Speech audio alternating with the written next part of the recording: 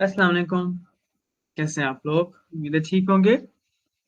I am doctor Ali Rabbani and I will be your host today for the topic that is the gross anatomy of perineum. हमने दो lectures किए थे इन इस reason के pelvis and perineum के, और कल हमने पेल्विस वॉल एंड पेल्विक विसरास को देखा था। आज हमारा फोकस इंशाल्लाह पेरिनियम के कंटेंट्स में होगा। हमारे आज के टॉपिक्स क्या हैं? हमारे आज के टॉपिक्स होंगे, दो पार्ट्स में डिवाइड किया जाता है पेरिनियम को। Interior part that is urogenital triangle, उसके अंदर हम यूरोजेनिटल डायफ्राम का जिक्र करेंगे। उसमें फेशिया कौन से होते हैं, उनके कंटेंट्स क्या हैं। Then there are pouches, superficial and deep perineal pouches in both the genders, urethra and external genitalia. Urogenital triangle का टॉपिक मेल एंड फीमेल के लिए ऑलमोस्ट सेपरेट पढ़ाया जाता है, क्योंकि due to the presence of internal reproductive organs and external reproductive organs, इनकी placements में थोड़ा थोड़ा फर्क आ जाता है। काफी सारे सिमिलैरिटीज हैं, स्ट्रक्चर सेम, एक ऑर्गेनाइजेशन वही फॉलो होती है, but there are differences. Then we will move on to the next, that is anal triangle. और एनल ट्रायंगल जो है उसके अंदर हम इंशाल्लाह देखेंगे कि एनल ट्रायंगल में होता क्या है, और उसके अलावा इश्यूरेक्टल fossa will be our main task there. Okay, so let us start here. सबसे पहले तो हम शुरू करते हैं पेरिनियम। What is perineum? तो आपने कल मेरे साथ ये वाली स्लाइड देखी थी कि अगर आप पेल्विस के अंदर देखें, बाकी सारी चीजें रिमूव की हुई हैं इस पिक्चर के अंदर, सिर्फ पेल्विक डायफ्राम रहने दी है। तो pelvic diaphragm is dividing this bony pelvis. I'm sorry for that. Just give me a second.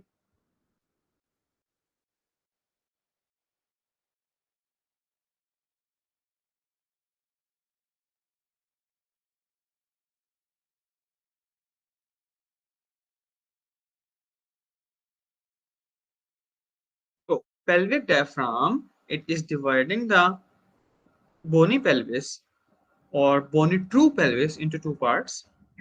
The part that is above the diaphragm, the whole part that we discussed yesterday, that is the true pelvis, the pelvic cavity. और इसके नीचे जितना भी part बचता है, अब आप ये देखिए, एक यूनिफॉर्म स्पेस के तौर पे नहीं है। अब इसके नीचे जितना भी पार्ट बच रहा है, दिस ऑल इज पेरिनियम। सो यहाँ करके पेरिनियम के अंदर अगर आप देखेंगे तो समवेट हेयर, तो पेरिनियम के अंदर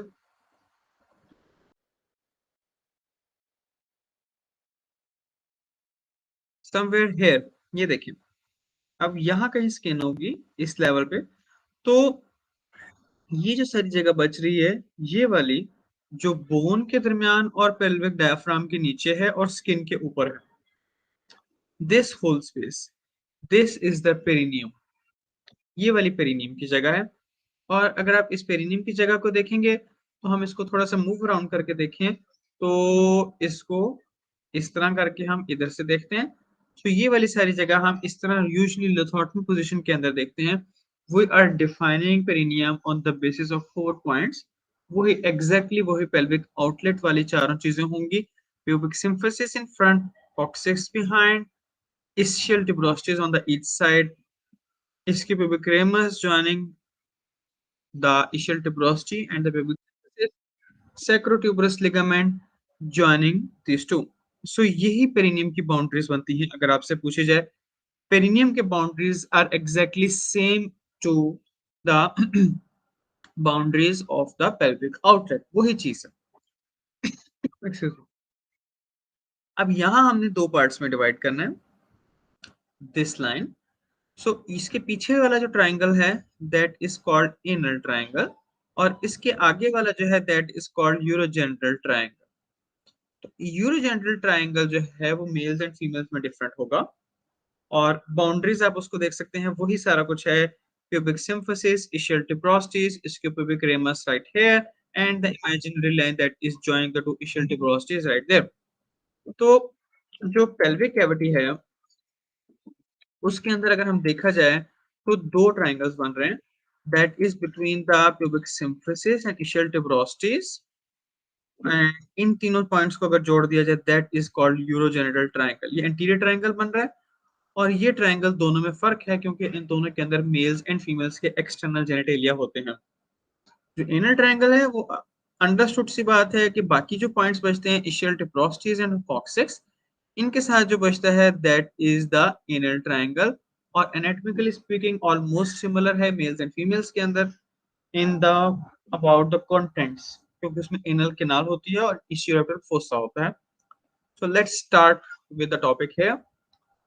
ये हमने कल किया था यूरोजेनिटल डायफ्राम, तो इसकी मैं क्विक रिवीजन दोबारा कर देता हूँ।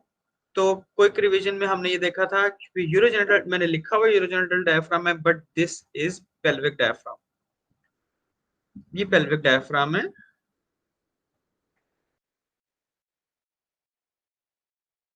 ठीक है, पेल्विक डायफ्राम है।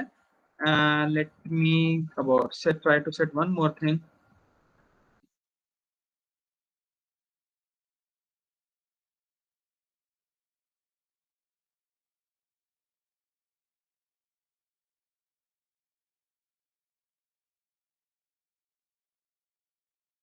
ओके, तो मैं यहाँ आपको चीजें भी दिखाता हूँ। Let me get this one thing straight.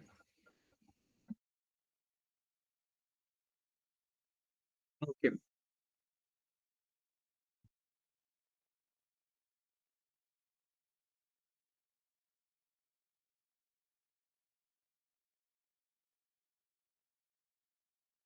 जी। तो ये आपने देखा था, इसके अंदर हमारे दो हाइएटस थे इन मेल एंड फीमेल के अंदर। जो आगे ये वाली जो जगह बच गई थी इसको हमने कहा था कि दिस इज यूरोजेनिटल हाइएटस, जो कि मेल्स एंड फीमेल्स के अंदर डिफरेंट स्ट्रक्चर्स को कैरी करता था। मेल्स के केस के अंदर मेजरली यूरेथ्रा को और उसके सराउंडिंग स्ट्रक्चर्स को, जिसके अंदर पिनाइल स्ट्रक्चर शामिल थे।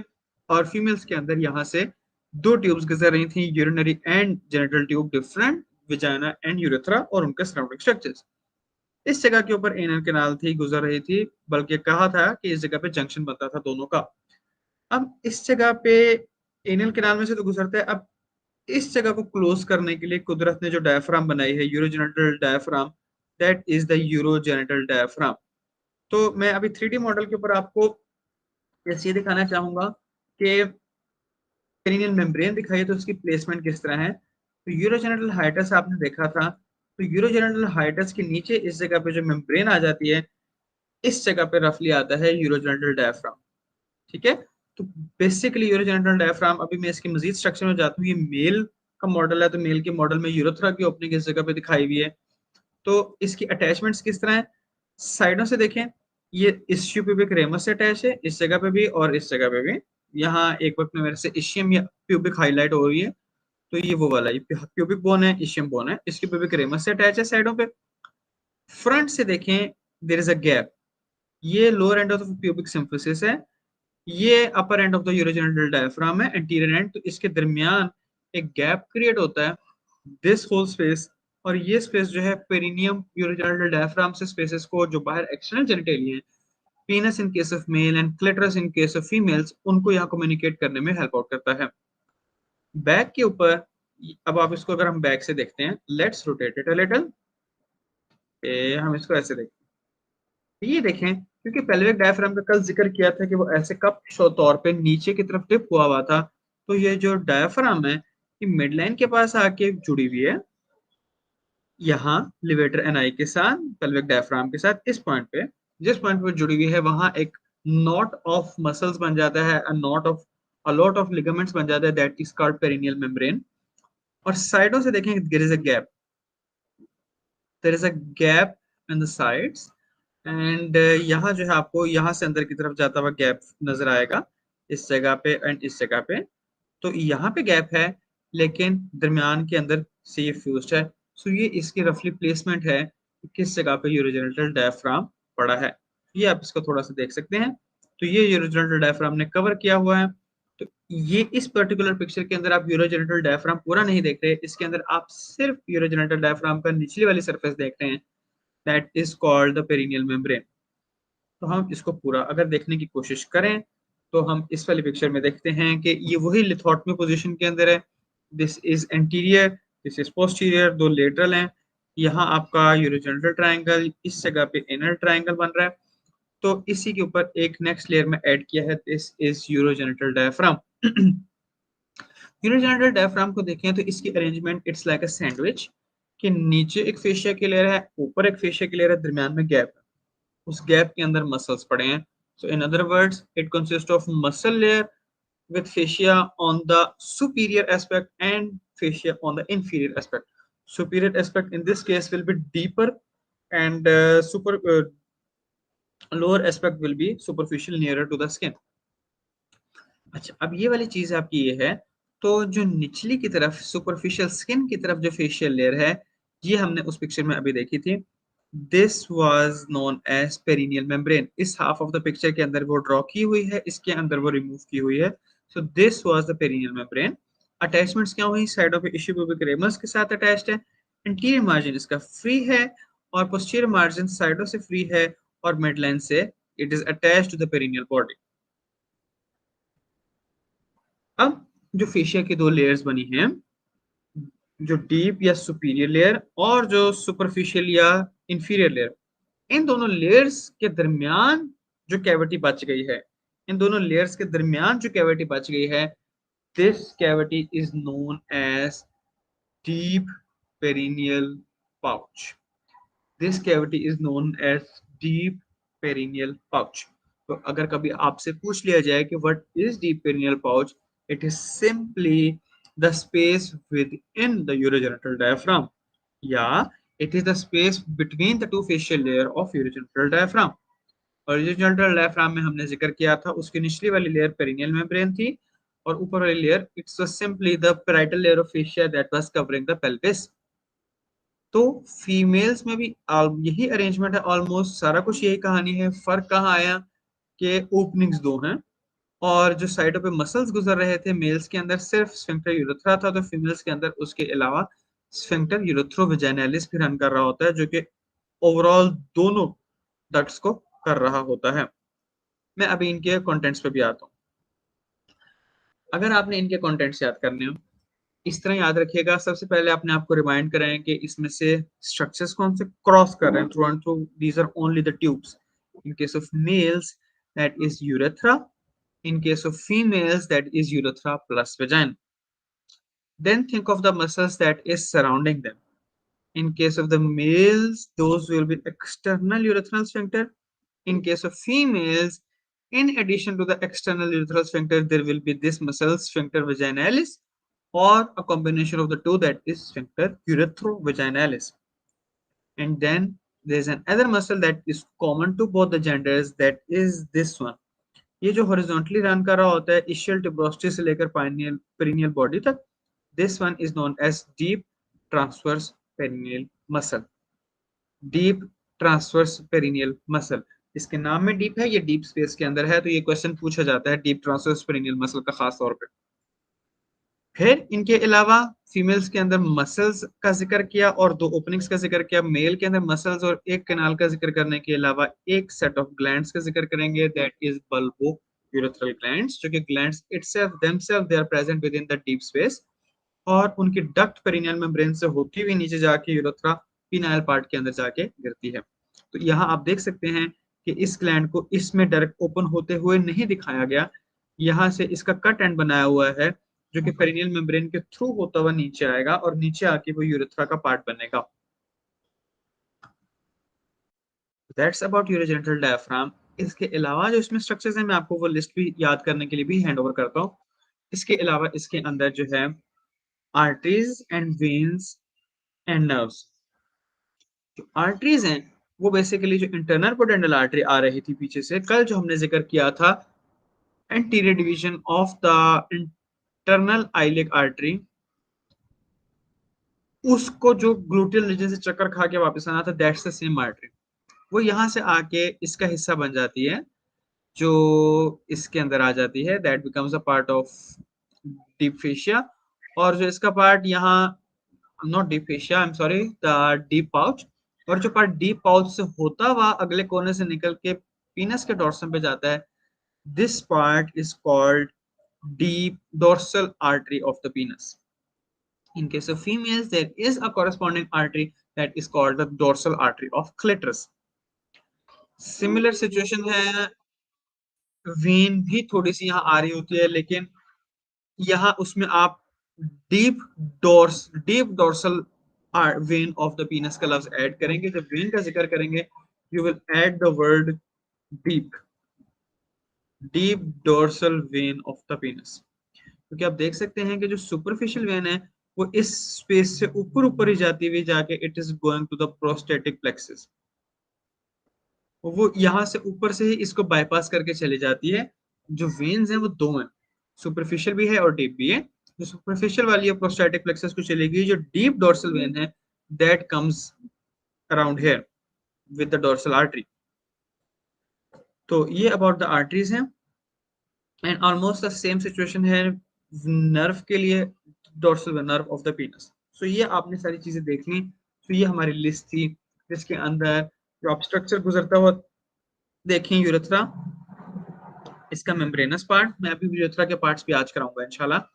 Deep transverse perineal muscles, sphincter urethra, internal pudendal vessels, उन्हीं का जो आखिरी पार्ट डीप पड़ रहा है, और dorsal nerve of penis, perineal nerve on the sides and paired bulbourethral glands.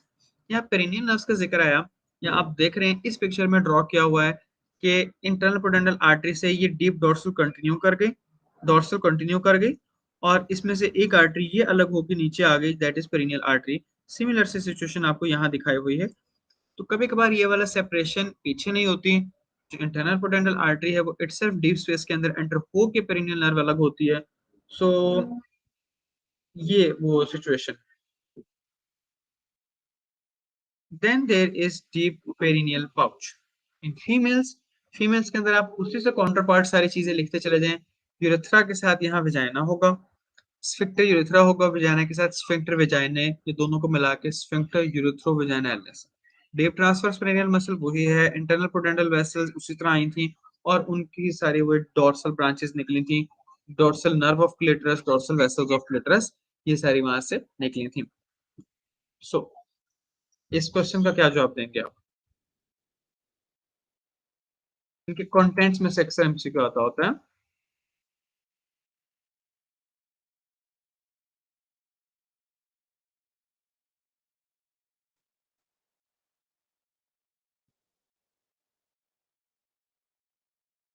तो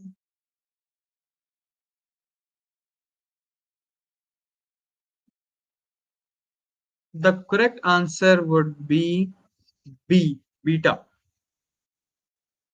ठीक है, बीटा. देखिए ये क्वेश्चन नेगेटिव है, तो नेगेटिव क्वेश्चन के अंदर आपने बताना ये है कि कौन सी चीज मौजूद नहीं है. This is negative question. Ideally speaking negative questions नहीं आने चाहिए, बट स्टिल. तो membranous part of urethra, yes it is present, so this is right. Transverse perineal muscles, profundus, profundus mean deep, it is present, ये भी हो गया था. Bulbourethral glands भी हम देख चुके थे. We are left with internal urethral sphincter, so that is not present there, so that will be the correct answer in this case. Internal urethral sphincter वो था जो ब्लैडर एंड यूरेथ्रा, जिस point पे यूरेथ्रा शुरू हुई थी उस point पे जो बिल्कुल नेक ऑफ द ब्लैडर पे जो मसल था जिसकी सिंपैथेटिक सप्लाई थी, जो रेट्रोग्रेड इजैकुलेशन को रोक रहा था, that was the internal sphincter. जो नीचे आके पड़ा था muscle, that was external urethral sphincter, और ये यूरोजेनिटल डायफ्राम के अंदर है. इसकी निचले वाली लेयर पेरिनियल मेम्ब्रेन है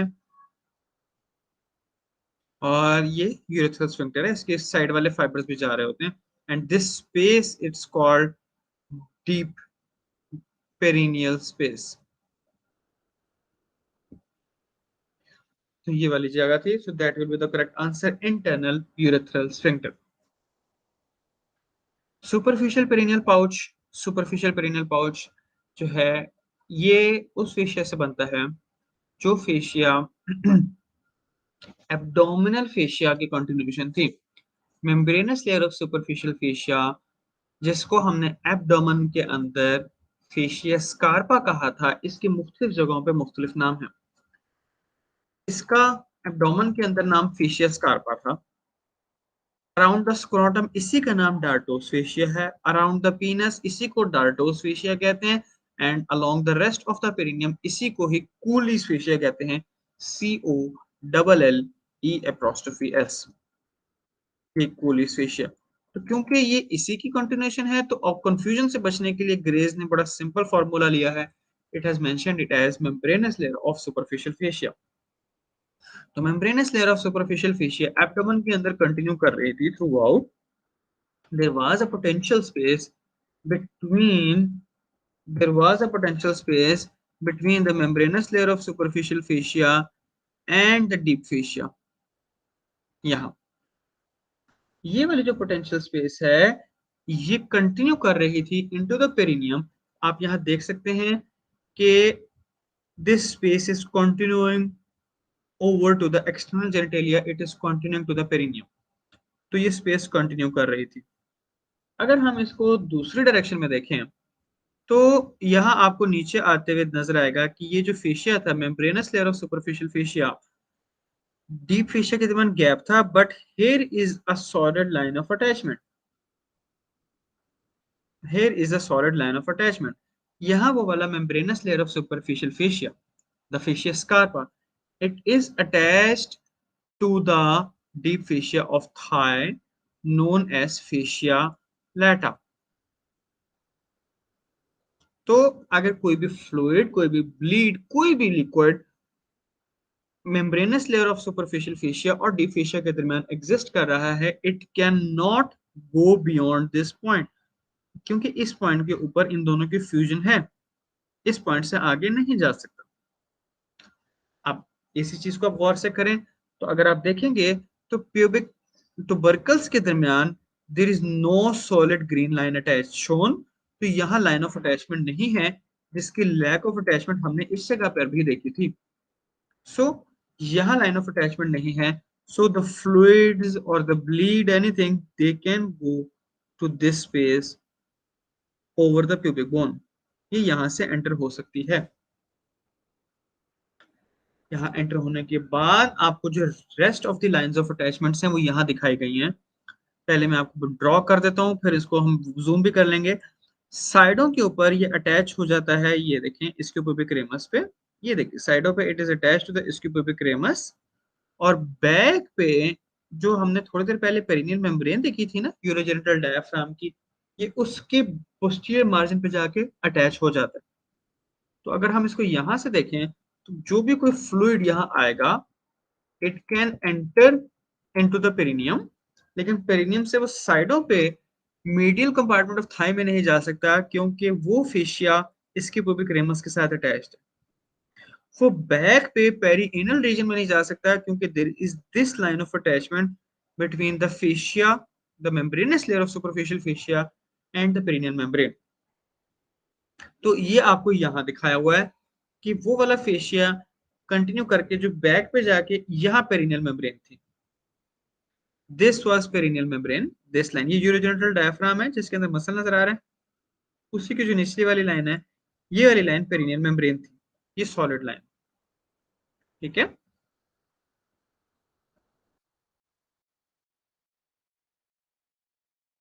पेरिनियल मेम्ब्रेन के साथ कूलिस फेशिया यहाँ आके अटैच हो गया बैक पे आके, so this is the line of attachment. So जो भी फ्लूइड है वो इस पॉइंट से पीछे नहीं जा सकता। साइडों के ऊपर क्या आ गया, there is the fusion with the pubic ramus, back के ऊपर line of fusion with pubic ramus. So ये जो एक पॉकेट बन गई है, this pocket, this pocket is known as superficial perineal pouch. अगर आप इस कैविटी के हिसाब से देखें तो इस फेशिया के बिल्कुल ऊपर इस कैविटी के अंदर अगर एक बंदा खड़ा हो, आप इस कैविटी के अंदर खड़े होने के प्रोस्पेक्ट से बात करें तो इसके ऊपर सुपीरियर एस्पेक्ट पे देयर इज पेरिनियल मेम्ब्रेन, इसके नीचे इंफीरियर एस्पेक्ट पे there is this membranous layer of superficial fascia here called Colles fascia. अगर बैक पे देखा जाए, ये वाली जगह देखी जाए, तो here is the line of fusion between the two, here is the line of fusion of the posterior margin of perineal membrane with the Colles membrane, तो बैक पे वहां से बंद है। साइडों की तरफ देखें, सो साइडों की तरफ दोनों लेटरल एस्पेक्ट पे there will be line of fusion with the ischiopubicus ramus। By the way perineal membrane भी यहीं आके लग रही थी, तो ये स्पेस इधर से साइडों से बंद हो गई। The only space that is left is interior, so there is an interior opening. तो यहां से वो होता हुआ it can go around the scrotum, यहां से होता हुआ it can go around the penis, यहां से होता हुआ इस रास्ते के through it can go to the interior abdominal wall. यहां वो चीज दिखाई गई थी, हमने थोड़ी देर पहले ये वाला एरो ड्रॉ किया था। This is superficial perineal pouch. अब ये वाला क्वेश्चन आपको इसलिए इंपॉर्टेंट है क्योंकि यहां से आपको पूछा जाता है ब्लैडर इंजरी के साथ रिलेशनशिप्स। अगर जिस जगह पे मेरा पॉइंट रहे, इस जगह किसी भी बंदे को कोई शार्प ऑब्जेक्ट किसी फ्रैक्चर के थ्रू किसी भी वजह से इस जगह के ऊपर पिनाइल यूरेथ्रा रप्चर हो जाए, पिनाइल यूरेथ्रा अगर यहाँ इस पॉइंट पर रप्चर होगा, तो यहां से अगर पिनाइल यूरेथ्रा रप्चर होगा तो यूरिन एग्जिट करेगा into the superficial perineal pouch.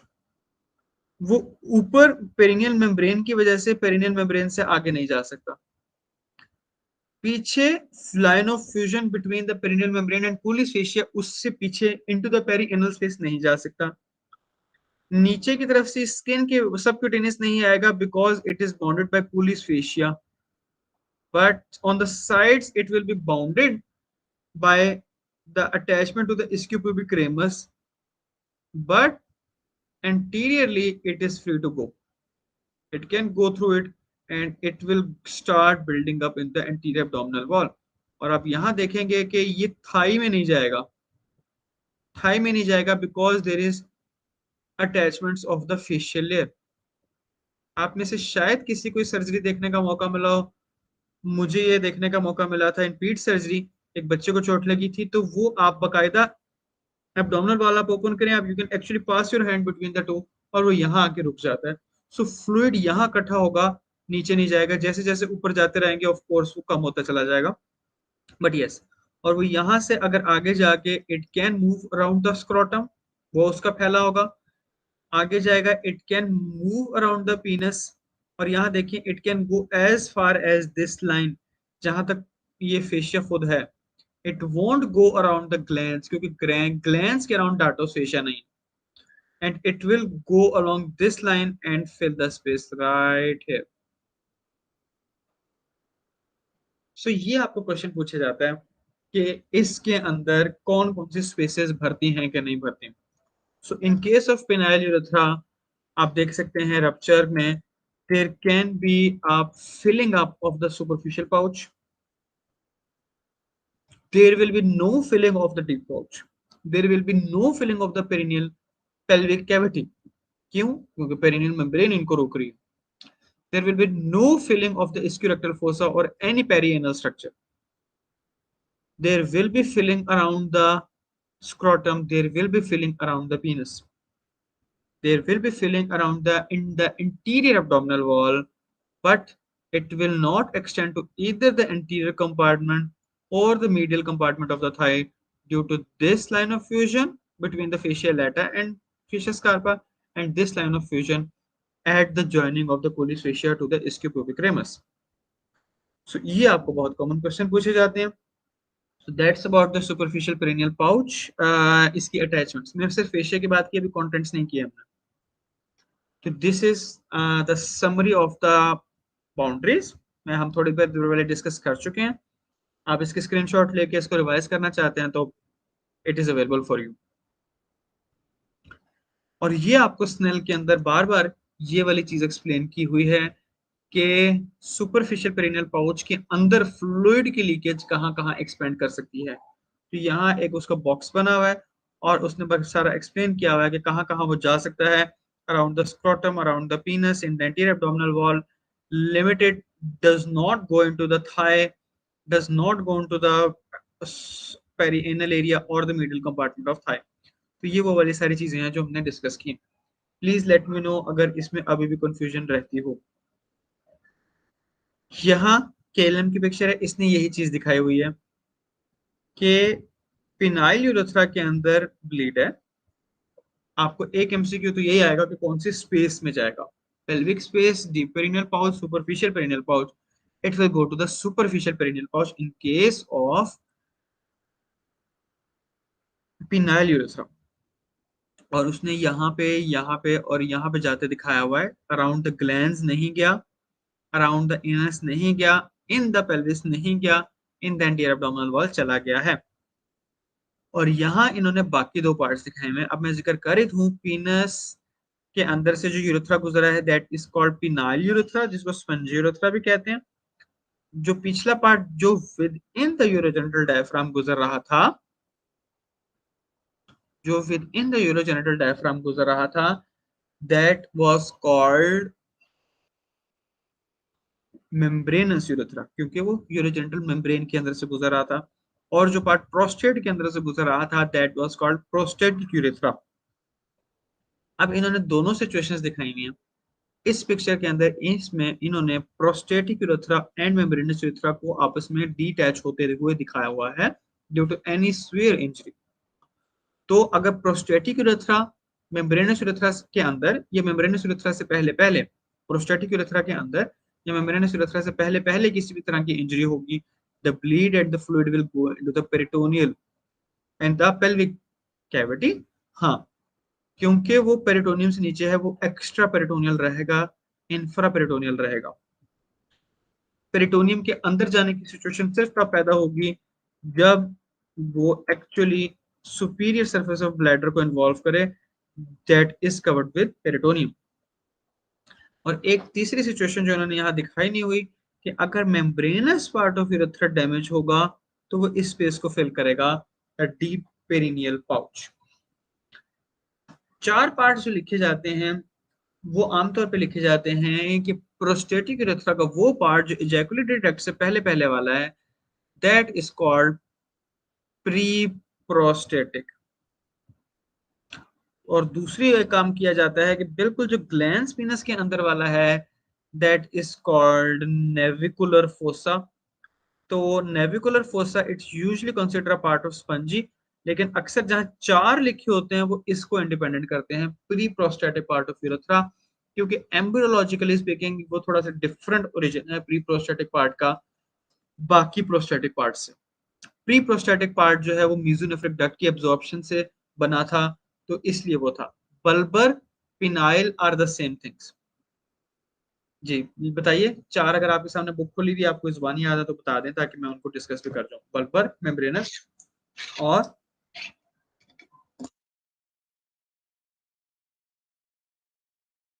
आपने जिक्र छेड़ ही दिया तो मुझे बस 1 मिनट दें, मैं आपको बीआरएस खोल के वो भी कर दूं, मेंशन कर दूं कि बीआरएस में किस तरह लिखा हुआ है। उसने चार लिखे हैं, मैं आपसे वही डिस्कस कर देता हूँ। यस, वल्बर एंड पिनाइल वाला जो अगर सेपरेशन है ना, it is on the basis of attached part of the पीनस and detached part of the पीनस। तो थोड़ा सा ये बुक्स के अंदर और ऑथर्स के में नोमेनक्लेचर में फर्क चलता है। आपको एक आइडिया हो, let me get to the BRS, BRS gross anatomy, let me get to the pelvis, perineum. क्यों?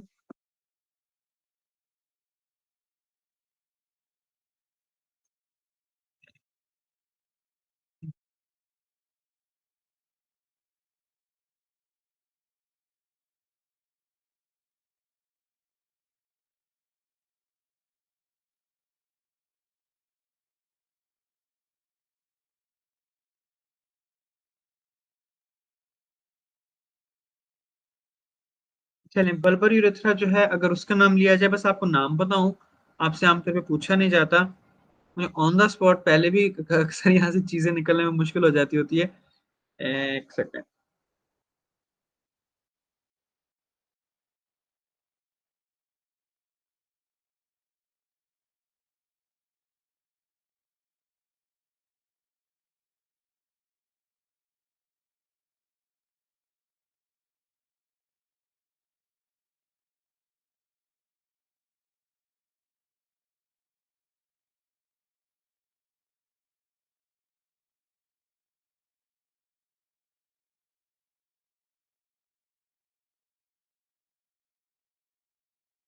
जो आपका बीआरएस है ना, वो 3 पार्ट्स लिखता है, prostatic, membranes and spongy.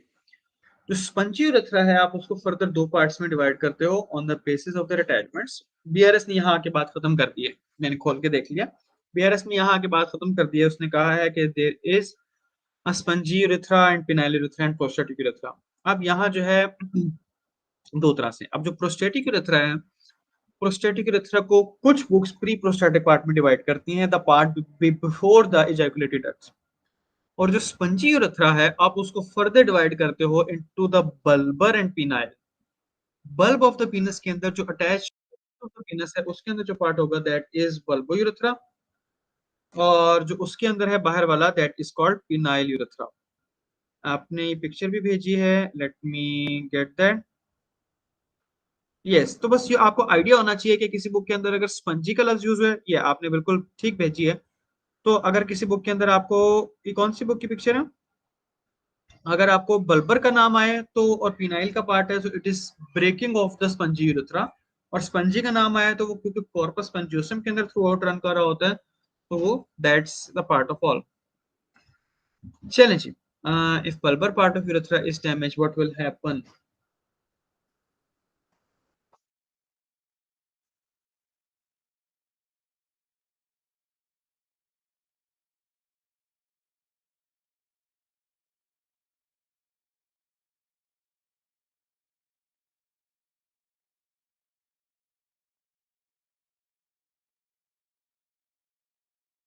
Bulbar part of urethra कौन सी स्पेस में था, deep perineal space, pelvic cavity. Again इस तस्वीर को देखें दोबारा, क्वेश्चन आपने देख लिया, we are talking about breakage of bulbar part of urethra.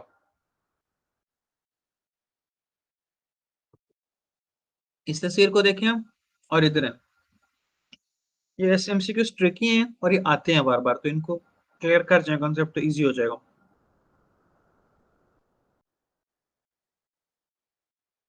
Bulbar part of urethra,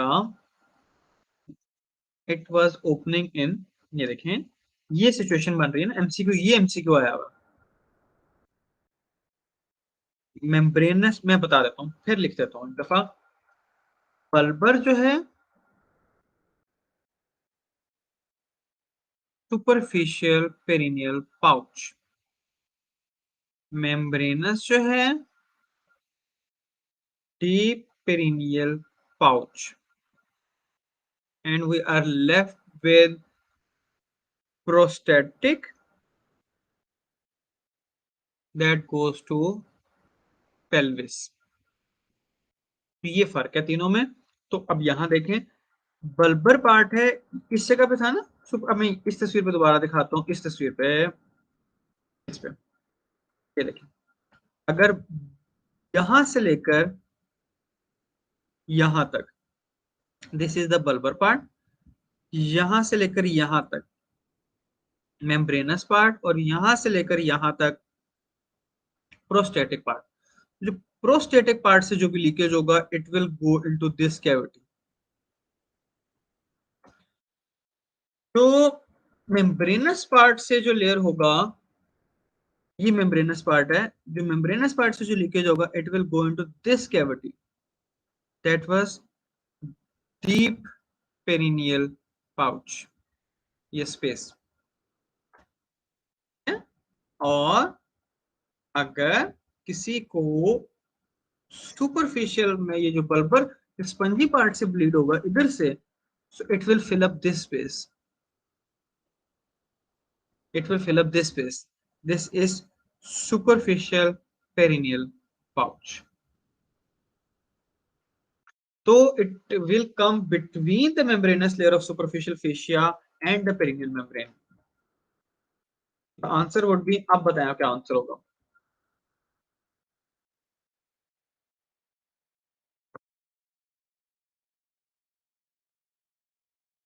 wonderful. The most constructed part of male urethra, ये भी पूछा नहीं था मैंने, अभी पढ़ाया नहीं है, लेकिन बट स्टिल, एक्सटर्नल मीटर, सबसे बाहर वाला जो कोना है that is the most contracted constricted part। Suprapubic catheterization is done before because the bladder is not covered by peritoneum at डोम के ऊपर कवर्ड होता है, पोस्टीरियर सरफेस पे इन मेल्स थोड़ा सा कवर्ड होता है, इन फीमेल्स नहीं होता, एंटीरियरली नहीं होता। तो होता क्या, सिचुएशन क्या है कि इस जगह पे ब्लैडर है, तो यहाँ पेरिटोनियम की कवरिंग है, यहाँ से पेरिटोनियम की कवरिंग ऐसे जा रही है इस तरह, ये पेरिटोनियम की कवरिंग है, ठीक है। तो सुप्राप्यूबिक सिस्टोस्टमी आप इधर से करते हो, you enter above the pubic bone into the bladder, तो आप interior surface of the bladder को एक्सेस करते हो, that is devoid of peritoneum. तो दैट्स द आंसर के suprapubic cystectomy because bladder is not covered anteriorly. A young man suffers injury to and lacerates penile urethra after perineum, where else the urine will be leaked. चलें, इस सवाल का जवाब।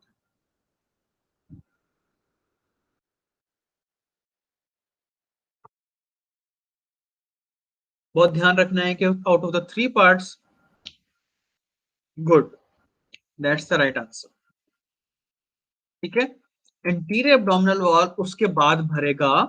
सो अगर superficial perineal pouch की option ना होती तो इंटीरियर एब्डोमिनल वॉल को आप करेक्ट कर सकते हैं, लेकिन ग्रेविटी विल डिक्टेट कि ब्लड फ्लूइड नीचे से ऊपर तक भरना है, तो पहले सुपरफिशियल पेरिनियल पाउच फिल होगा, फिर ऊपर एब्डोमिनल की तरफ जाएगा। सो द आंसर दोनों करेक्ट हैं, but the preferred one will be this one, superficial perineal pouch. So that's about the urethra. फिर हमने बात करनी है एक पेरिनियल बॉडी की। तो जिस पॉइंट पे यूरोजेनिटल डायफ्राम पेल्विक डायफ्राम से मिल रहा था, जिस पॉइंट पे, इस पॉइंट पे जो एक नॉट ऑफ फाइबर्स बन रही थी, that is called perineal body. जिस पॉइंट पे मेरा पॉइंटर है, ये जो है इस जगह पे बहुत सारी चीजें आके लग रही हैं। इस जगह पे आप देखें कि यहाँ प्यूबोरेक्टाइलिस के कुछ फाइबर्स आके लग रहे हैं, एनल स्फिंक्टर के कुछ फाइबर्स यहाँ आके लग रहे हैं, डीप ट्रांसवर्स पेरिनियल मसल के फाइबर्स आके लग रहे हैं। बाकी अभी हमने सुपरफिशियल के मसल्स किए नहीं है, लेकिन अगर हम करेंगे तो फिर ये सुपरफिशियल के बल्बोस्पंजियोसिस और सुपरफिशियल ट्रांसवर्स पेरिनियल मसल्स, ये सारे आके लग रहे हैं। सो ये बहुत सारी चीजें आके लग रही हैं। इसको आपने लिस्ट को याद भी करना है तो कर लें बेशक, इसके स्क्रीनशॉट लेके रख लें कि these are the muscles that are attaching to it. Anal canal के सामने सामने वेजाइना होगा in case of females, bulb of venus होगा इन केस ऑफ मेल्स, उन दोनों के दरमियान में पड़ा है। और इसके ऊपर जो है पेरिनियल मेम्ब्रेन इटसेल्फ अटैच्ड है, ऊपर से जो रेक्टो वेजाइनल सेप्टम था इन case of females, recto prostatic septum था इन केस ऑफ मेल्स, वो नीचे आके इस पे आके खत्म होता है। तो uro rectal septum that was actually dividing the cloaca, वो इस पे आके खत्म होता है। एनल स्फिंक्टर्स के फाइबर्स, एनल कैनाल के लॉन्गिट्यूडिनल फाइबर्स, प्रोस्टेट या वेजाइना के मसल्स के fibers, deep transfer superficial transfer perineal muscles, and there is bulbospongiosus. तो ये सारे मसल्स यहाँ आके लगते हैं। तो ये जो है आपका perineal body, it is very important in the maintaining the stability of the structures of the pelvis. इसी वजह से जब किसी फीमेल्स के अंदर बर्थ डिफिकल्ट चल रही हो and you are feeling that it will ultimately lead to tear of the wall, तो पहले ही टीयर 5 o'clock के 7 o'clock पे दे दिया जाता है, कि अदरवाइज अगर खुद से टीयर आया तो इट्स ए चांस कि वो यहाँ से आके पेरिनियल बॉडी को करता हुआ एनल कैनाल तक आ जाए। तो वो ना सिर्फ एनल कैनाल तक आके फिस्टुला बनाएगा और वो वाले मसले मसाइल करेगा, वो जो है जो पेरिनियल बॉडी को खराब करेगा, तो पूरे पेल्विस का जो वो है stability, that will come into question. तो ये वो है लिस्ट द पेरिनियल बॉडी, इस पे क्या स्ट्रक्चर्स आके अटैच हो रहे हैं।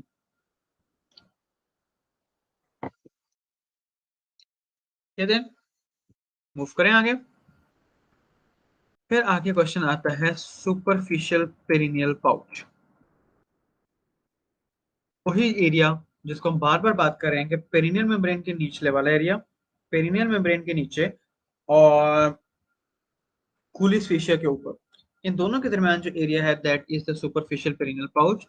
इसको हम अब तक बार बार इस जगह पे हमने देखा है, ये वाली जगह सुपरफिशियल पेरिनियल पाउच है, ठीक है, ये वाली जगह। अगली तस्वीर में देखें, ये वाली जगह सुपरफिशियल पेरिनियल पाउच है जो स्नेल में आपकी पिक्चर बनी हुई है। इस तस्वीर में अगर देखना है तो ये वाली जगह है, चलिए, अब सुपरफिशियल पेरिनियल पाउच के अंदर एक तो मेल्स की अगर बात ज़िक्र करें, तो बल्ब ऑफ पीनस वगैरह तो था। जो सेट ऑफ मसल्स है, वो कॉमन है। तो अब हम इनको मेल्स एंड फीमेल्स के अंदर सेपरेटली देखते हैं। Let's see how it is. इस क्वेश्चन को अभी फौरी तौर पे छोड़ दें, मैं आपने उस क्वेश्चन पे वापस। Mail external genitalia, male external genitalia, इसके अंदर हम इसका देखते हैं। सबसे पहले जो सुपरफिशियल पेरिनियल पाउच के जो मेजर रेजिडेंट्स है जिनके अराउंड सारी चीजें घूम रही हैं, that is the external genitalia, the root of the external genitalia. Male external genitalia is penis, coupling organ. Scrotum का टॉपिक में अभी नहीं करा रहा, वो हमने एब्डोमिनल वॉल में कर लिया था विद टेस्टिस एंड एपिडिडमस। अगर आपको वो मिसिंग है तो you can go for the recorded lectures. तो इसका दो पार्ट्स होते हैं। जो फ्री हैंगिंग पार्ट होता है, दैट इज द शाफ्ट। जो कि अटैच पार्ट होता है, that is the root. The shaft head is made up of three contractile tubes जो दो डोर्सम पे होती हैं, दैट इज कॉर्पोरा कैवर्नोसा। एक जो वेंट्रम पे होती है, दैट इज कॉर्पोरा स्पंजियोसा। एंड ये कॉर्पोरा स्पंजियोसा है, ये कॉर्पोरा स्पंजियोसा है जिसकी वजह से हमने उसका नाम रखा था स्पंजी पार्ट ऑफ यूरेथ्रा का। इन्हीं को अगर बैक ट्रेस करें, तो कॉर्पोरा स्पंजियोसा का जो अटैच्ड पार्ट है, जो कि पेरिनियल मेम्ब्रेन के मिडलाइन में अटैच्ड है, this is called bulb of the penis. This is called bulb of the पीनस। इसके अंदर पिनाइल यूरेथ्रा गुजर रहा होगा। साइडों के ऊपर इश्यूपुबिक रेमस और पेरिनियल मेम्ब्रेन के जंक्शन पे जो कॉर्पोरा क्वेर्नोसा का जो पार्ट अटैच्ड है, continuation, this is called crus of the penis.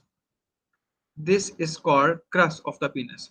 So जो components actually superficial perineal pouch का हिस्सा होंगे, those will be these two: crus of the penis at the junction of the perineal membrane and the ischiopubis ramus, and the bulb of the penis and the midline on the undersurface of the perineal membrane.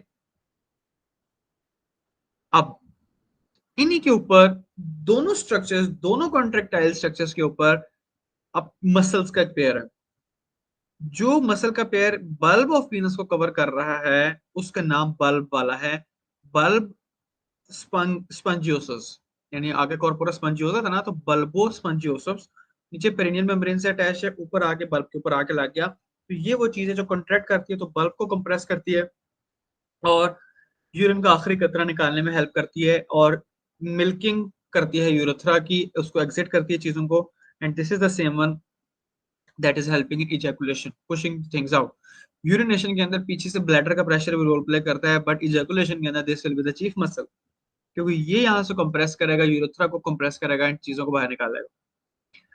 And cross को जो cover कर रहा है, this will be issue कवर्नोसस, क्योंकि skin bone से शुरू हो रहा है, कॉर्पोरा कैवर्नोसा पे जा रहा है, तो इश्यू कवर्नोसस इसको कहते हैं। और इसका काम जो है क्रस को कॉन्ट्रैक्ट करके उसके अंदर जो प्रेशर जनरेट हो रहा था ड्यूरिंग इरेक्शन, उसको मेंटेन करना था। सो अब आपके कंटेंट्स जो एक्सटर्नल जेनिटेलिया में हो गए, सुपरफिशियल पाउच के अंदर हो गए, that was bulb of the penis, crus of the penis, bulbospongiosus and ischiocavernosus. इनके बारे में सवाल आते हैं। इनके बारे में क्या सवाल आते हैं कि बल्ब ऑफ द पीनस मिडलाइन के अंदर है तो पेरिनियल बॉडी से अटैच है, क्रस साइडों पे है, मिडलाइन से अटैच नहीं है। फीमेल्स के अंदर भी ऑलमोस्ट सेम अरेंजमेंट है। तो मैं उस पर आता हूँ, तो bulb of the penis episiotomy में कट होता है, बल्ब ऑफ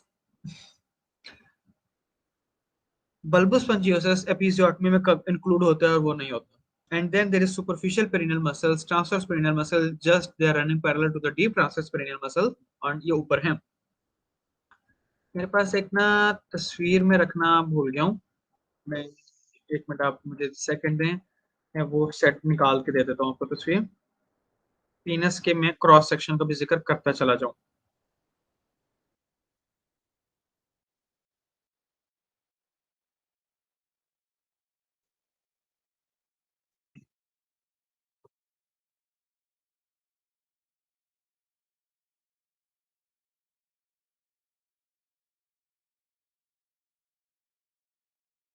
चलें, ये है अब हमारे पास इसकी pictures.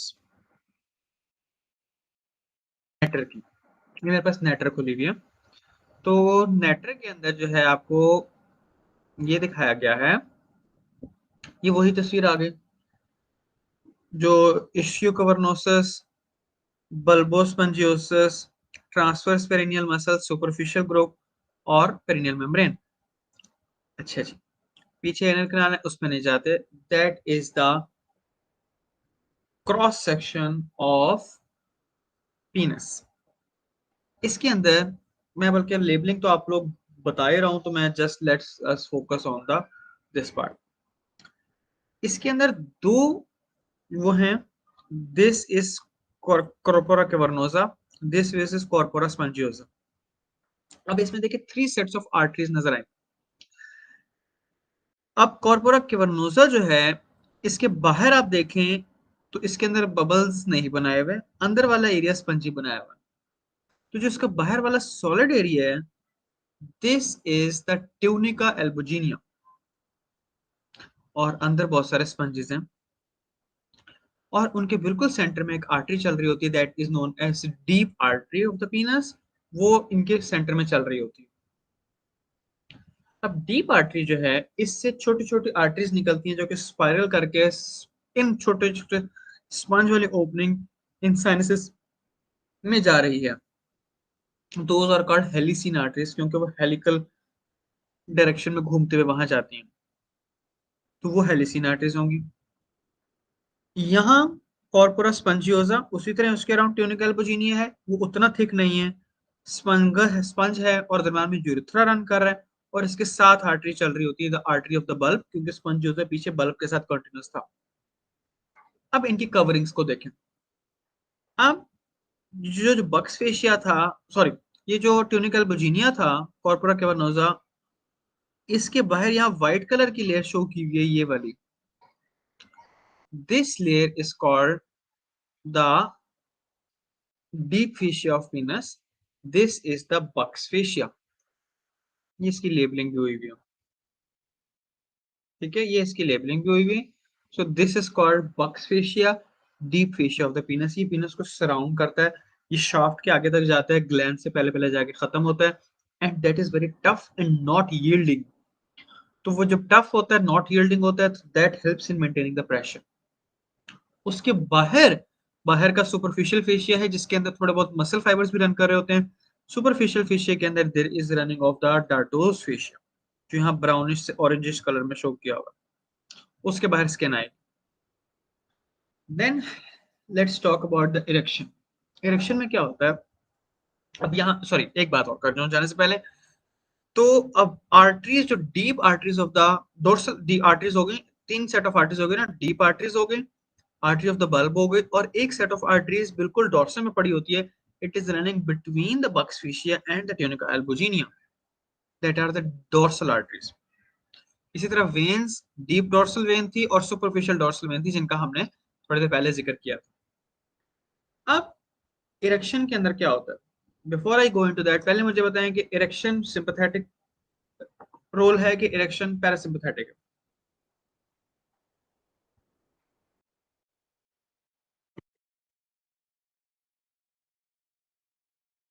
Good. Point and shoot के आप निमोनिक याद रखें, पॉइंट एंड शूट। तो पॉइंटिंग जो है वो पैरासिम्पैथेटिक से हो रही है, शूटिंग जो है वो सिंपैथेटिक से हो रही है। जो पैरासिम्पैथेटिक इन्फ्लुएंस होगा अंडर राइट सर्कमस्टांसेस, जब a person is sexually aroused and उसके अंदर पैरासिम्पैथेटिक इन्फ्लो ज्यादा है। पैरासिम्पैथेटिक क्या करता है, जो आर्टरीज हैं, डीप आर्टरीज से जो निकलने वाली हेलिसिन आर्टरीज हैं, उन पे डायलेटेशन इफेक्ट आता है। तो वो क्या करता है कि वो आर्टरीज करती हैं and they start to fill up the sinusoids. Corpora cavernosa के स्पंज है, अब कॉर्पोरा कैवर्नोसा की स्पंज फिल होना शुरू हो गई, साइनोसाइड्स फिल होना शुरू हो गए, the corpora cavernosa will start to expand, it will start to increase in diameter.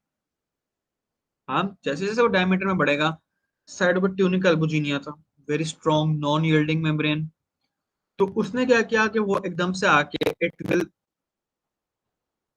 Stop expand, और उसको सपोर्ट करने के लिए बाहर बक्स फेशिया, वो खुद भी नहीं फैलता, वो एक्सपेंड करते हुए फंस जाएगा एक आके अंदर से प्रेशर रेज होता जाएगा, बाहर से वो एक्सपेंड नहीं हो सकता, तो रेज प्रेशर जो उसको वो रिजिडिटी देता है जो एक इरेक्ट पीनस के अंदर होती है। The second thing that happens is that जब वो एक्सपेंड कर रहा होता है तो ऊपर बक्स फेशिया नॉन यील्डिंग है, वो कोई नहीं फूलता, और नीचे से ये फैल रहा है, और इन दोनों के दरमियान कोलैप्स हो जाएगा डीप डोर्सल वेन।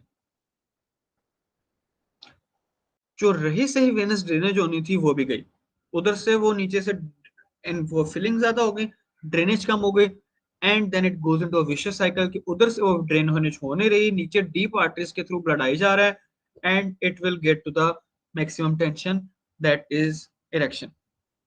और इसीलिए अगर और फिर उसके बाद जब अल्टीमेटली इजैकुलेशन सिंपैथेटिक ओवरड्राइव के साथ होती है, देन ये सारा कुछ रोल बैक होता है, हेलिसिन आर्टरीज कॉन्ट्रैक्ट करती हैं and it starts to go out. और अगर किसी बंदे को ब्लड ये मसला हो जाए कि वो it sometimes get stuck also, कि वो हुआ और पहले से उसको वो हुआ ही नहीं, और डीप डोर्सल वेन रिलीज ही नहीं हुई and it get stuck in erection, that's an emergency. 6 से 8 घंटे के अंदर ब्लड फ्लो रुकने की वजह से स्कीमिया होना शुरू हो जाता है, so it has to be drained surgically. And here is another question regarding fracture of the penis. Fracture of the penis क्या होता है कि यहाँ ट्यूनिकल बुजीनिया में टीयर आ जाए, यहाँ से ब्लड निकल जाए, बक्स फीशे के नीचे आ जाए, या बक्स फीशे से भी बाहर आ जाए, बेसिकली कॉर्पोरा कैवर्नोसा से बाहर ब्लड आके चला जाए, तो प्रेशर मेंटेन नहीं होता, जिसके अंदर प्रेशर मेंटेन होना था ब्लड लीक कर जाता है, और क्योंकि हेमेटोमा बनता है और वो टिश्यू टीयर होता है तो देर इज बेंड भी आ जाता है, तो टेक्निकली कोई बोन फ्रैक्चर तो नहीं है, लेकिन इसको फ्रैक्चर कहते हैं बिकॉज जो इरेक्शन जो पार्शियली होती है उसमें थोड़ा बेंड आ जाता है। So that's about that. और यहाँ एक और तस्वीर थी एक्सटर्नल जेनिटेलिया की, कि यहाँ फोर स्किन प्रीप्यूस का जिक्र, ये यहाँ होती है, इनके दौरान फ्रेनलम होता है, इसकी सर्कमसिजन होती है। और ये जो मैं असल चीज आपको दिखाना चाह रहा था, ये वाली पिक्चर, कि जो ग्लैंस पीनस होता है it is a continuation of corpora spongiosum. It is not a continuation of corpora cavernosa, and that's why even in the erectile tissue the tip is softer. अगर ये ना होती तो evolutionary speaking female genital track के अंदर injury ज्यादा होनी थी during the process of coitus. So that's all about the external genitalia of males. So ये वो सारी बातें थी। तो हमने यहाँ जिक्र किया इरेक्टाइल टिश्यू का, कॉर्पोरा कैवर्नोसा का, स्पंजियोसा का, ग्लैंड्स का जिक्र कर लिया, ग्लैंड्स की कंटिन्यूएशन थी, प्रीप्यूस, फोर स्किन, बक्स फेशिया का जिक्र कर लिया, ट्यूना का जिक्र कर लिया। आर्टरीज के अंदर डीप आर्टरीज, डोर्सल आर्टरीज का पेयर, और एक आर्टरीज जो मैंने बोली नहीं है, that was artery of bulb, third pair of artery, artery of bulb, उस पिक्चर में भी नहीं बनी हुई थी। वेन्स में deep dorsal when, superficial dorsal when देखा था, और डीप डोर्सल वेन को हमने इरेक्शन के अंदर इनका क्या रोल था। लिम्फेटिक्स जो हैं बड़ी कॉमन है, एमसीक्यूज के हिसाब से आपने याद रखना है। जो ग्लैंड्स है, ग्लैंड्स के ऊपर टेक्निकली स्पीकिंग स्किन नहीं होती, ग्लैंड्स के ऊपर जो कवरिंग स्किन थी that was four skin prepuce, जो कि मुस्लिम्स एंड ज्यूस के अंदर सरकमसाइज कर दी जाती है।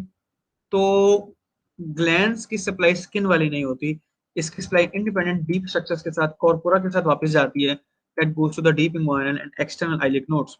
ये कॉमन बड़ा क्वेश्चन कॉमनली पूछा जाता है, क्योंकि कभी कभार स्टूडेंट्स पार्टिस जो आपके होते हैं, जो आप लोग कैंडिडेट्स होते हैं, ग्लैंड्स को स्किन के साथ जोड़ के सुपरफिशियल इंगुइनल नोड्स में आंसर फिट कर देते हैं। सो ये क्वेश्चन कॉमनली पूछा जाता है।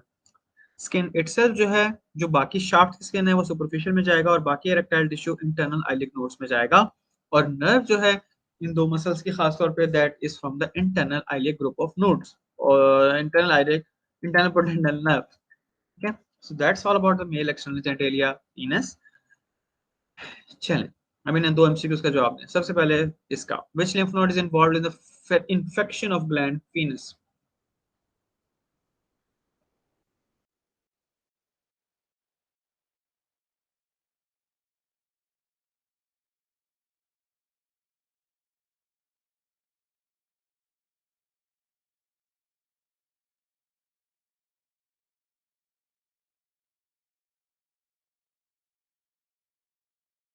But its answer is deep inguinal external iliac nodes. Second, the fracture of the penis involved rupture of tunica albuginea with intact buccal fascia. अब थोड़ा सा इमेजिन करें इस तस्वीर को माइंड में लाते हुए कि वो जो था फ्रैक्चर था वो कौन सी लेयर्स के दरमियान डन दैट। चलिए फिर अब आए वापस कि haematoma which will be the following will be noted clinically. आपने ये भी याद रखना है कि बक्स फेशिया की अटैचमेंट्स क्या थी। आगे वो ग्लैंस पीनस तक जा रहा था, पीछे वो पीनस के साथ साथ खत्म हो रहा था।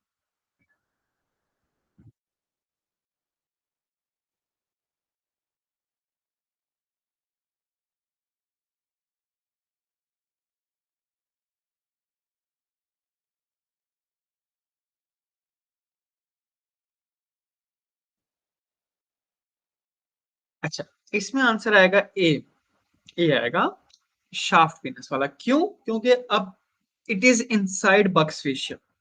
Okay, it is inside Buck's fascia. तो बक्स फेशिया जो था वो कहां तक था? वो पीनस के अराउंड यहां जाके खत्म हो रहा था। डीप फेशिया, बक्स फेशिया। ठीक है। अच्छा, ओके, वो यहां जाके खत्म हो रहा था। तो होता अगर वो बक्स फेशिया से एक्सटेंड करता हुआ बाहर आ जाता between the Buck's fascia and the dartos fascia, अगर वो बक्स फेशिया और डार्टोस फेशिया के दरमियान आ जाता तो वो फिर वही वाली स्पेस बन जानी थी जिसको हमने देखा था कि वो पीछे से सुपरफिशियल पेरिनियल पाउच से कंटेंट होता, नीचे वो कंटिन्यू होता स्क्रोटम में, आगे एंटी एब्डोमिनल वॉल में जाता और थाइज में और पेरिनियल एरियाज में ना जाता। बट वो सिचुएशन तब क्रिएट होती जब बक्स फेशिया के बाहर चला जाता बिलो द कोलिस फेशिया। अभी आप बक्स फेशिया के भी अंदर हो, बक्स फेशिया एंड ट्यूनिका के दरमियान हो, so it will remain with in the shaft. और दोनों केसेस के अंदर बक्स फेशिया के अंदर हो या बाहर हो, ग्लैंस वेनस इन्वॉल्व नहीं होगा। ठीक, तो मेल यूरेथ्रा, तो स्नेल वाली मैं तरतीब फॉलो कर रहा हूँ कि इसके तीन पार्ट्स हैं। जो पार्ट प्रोस्टेट के अंदर है, जो पार्ट यूरोजेनिटल डायफ्राम से गुजर रहा है, यूरोजेनिटल मेम्ब्रेन से गुजर रहा है, तीसरा पार्ट जो पूरा पेनाइल पार्ट के अंदर है, दैट वाज स्पिनाइल या स्पंजी यूरेथ्रा। आपने इसी को बताया था कि इसका जो अटैच्ड पार्ट है ये वाला, इसको बल्बर भी कह देते हैं और बाकी फ्री वाले पार्ट को पेनाइल भी कह देते हैं। जो मोस्ट लेंथ में सबसे लंबा वाला है वो स्पंजी पार्ट है, लेंथ में सबसे कम है वो मेम्ब्रेनस है, डायलिटेशन में सबसे ज्यादा प्रोस्टेटिक है, डायलिटेशन में सबसे कम मेम्ब्रेनस है। जो प्रोस्टेटिक यूरेथ्रा है ये सबसे बड़ा है। इसके बारे में हमने जो फीचर्स थे वो हमने कल प्रोस्टेट के अंदर डिस्कस किए थे कि इसके मिडलाइन के अंदर एक रेज्ड एरिया था। अगर आप में से किसी ने अभी वो लेक्चर्स नहीं सुना तो आप उसको रिकॉर्डिंग वहां से देख लीजिएगा कि उसके पीछे मिडलाइन के अंदर जो एक्सपेंशन है that is called the prostatic urethra. अब यूरेथ्रल क्रेस्ट और उसके अंदर ओट्रिकल भी था और साइडों पे साइनसेस जिनमें ओपनिंग्स थी जहां वो ड्रेन होना था प्रोस्टेटिक ग्लैंड। मेम्ब्रेनस यूरेथ्रा जो है वो यहाँ था, मेम्ब्रेनस यूरोजेनिटल डायफ्राम के अंदर, मोस्ट शॉर्टेबल था, डायलेटेबल इंजरी थी। पेनाइल यूरेथ्रा एक्सटेंडेबल होता है, फोसा टर्मिनालिस इसके एंड में होता है। ये एम्ब्रियोलॉजिकली फोसा टर्मिनालिस जो है वो नेविकुलर फोसा भी इसको कहते हैं, ये इंडिपेंडेंट है एम्ब्रियोलॉजिकली। और यस, ठीक है, so that's it, that's what male urethra. इस क्वेश्चन का क्या जवाब देंगे?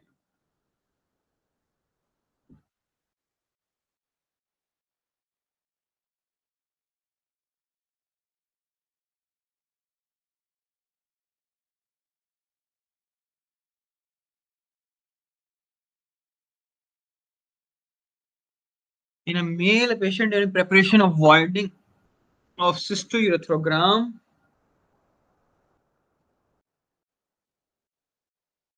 a urologist insert a catheter accidentally damages the wall of membranous portion of urethra।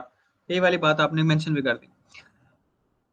Contrast medium used to fill the bladder of the cystourethrogram will come into which of the following structures? सबसे पहले आपको पता हो कि membranous part of urethra खराब हुआ है तो कौन सी स्पेस में जाएगा?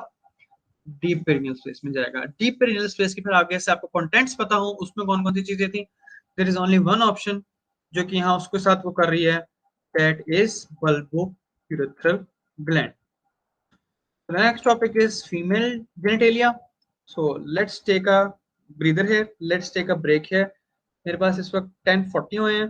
10:45 हम इंशाल्लाह कंटिन्यू करेंगे. Meanwhile, any questions you may have, please do ask.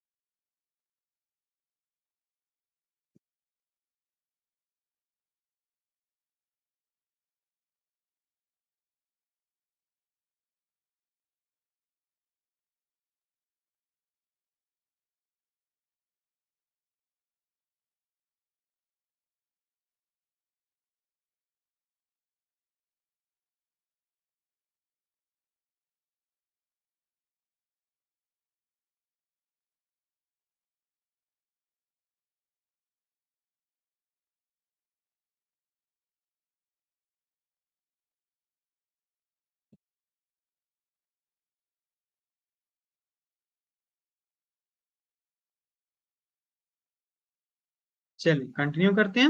Welcome back from the break.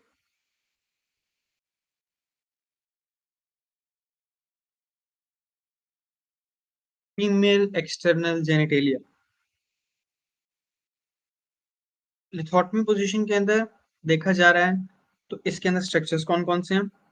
सबसे पहले जो बाहर स्किन का पार्ट है जिसके ऊपर हेयर है, ये वाला जो रेस्ड पार्ट है ब्रैकेट की तरह दोनों तरफ से कवर कर रहा है, that is called major labia, labia majora, skin वाली लिप्स होता है। आगे मिडलाइन के अंदर जहां लेबिया मेजोरा मिल रहे होते हैं, और जो अगली तरफ जो प्रोमिनेंस मिडलाइन में बन रही होती है जिसके ऊपर हेयर होते हैं, that is called mons pubis. Okay, then there come this pink fleshy fold, this one and this one. These two are called labia minora. These two are called labia minora. Labia minora जो है, यहाँ आपको इस जगह पे face नजर आ रहा होगा, क्लिटरस। It extends around the clitoris. Labia minora extends around the clitoris. तो जो क्लिटरस को सराउंड कर रहा है, it is like a fold of skin surrounding the glans penis, तो it is the same name, इसको प्रीप्यूस कहते हैं। लेबियम माइनोरा मिडलाइन में जो फ्रंट पे मिलते हैं, that is called anterior frenulum या फ्रेनुलम ऑफ क्लिटरस, और पोस्टीरियर एंड पे जहां मिलते हैं, that is called posterior frenulum, और simply known as frenulum of labium minora. Everything inside these two brackets, labia minora के दोनों ब्रैकेट्स के अंदर जितना भी एरिया आता है, ये वाला एरिया सारा, दिस होल एरिया,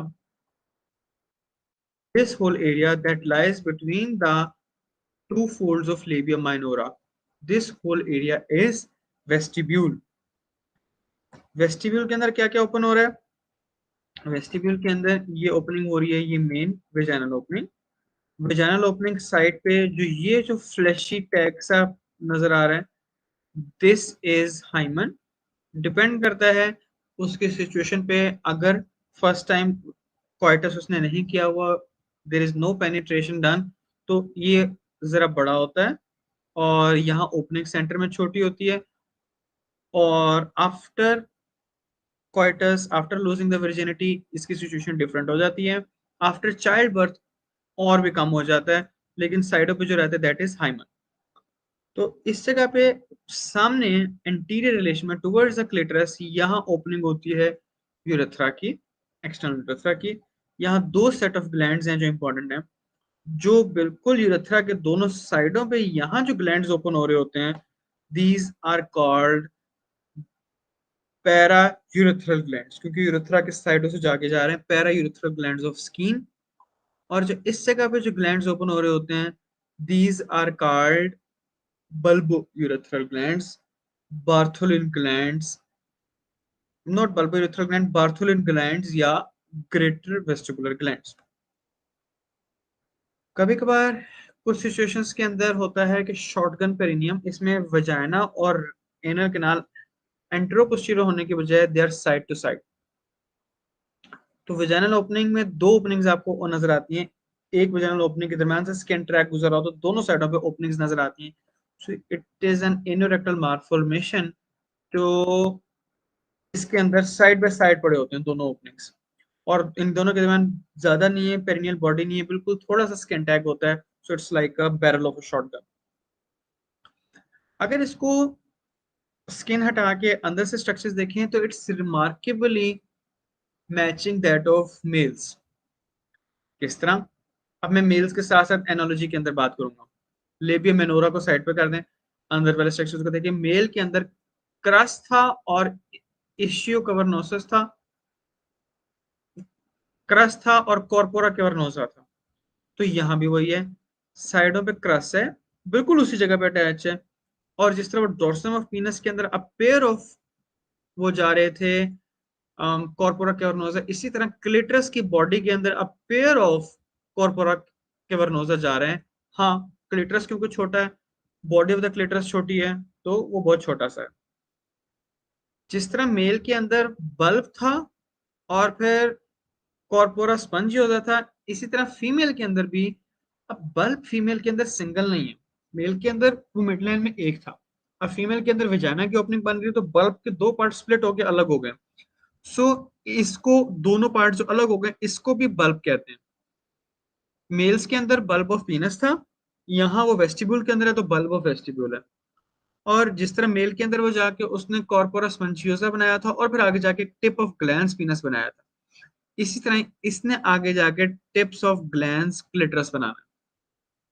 हाँ, क्योंकि इसमें शाफ्ट एज सच नहीं है तो इसमें कोई खास कॉर्पोरस स्पंजियोसा नहीं बनेगा, यूरेथ्रा है ही कोई नहीं और वहां नहीं जा रहा तो वो नहीं बनेगा।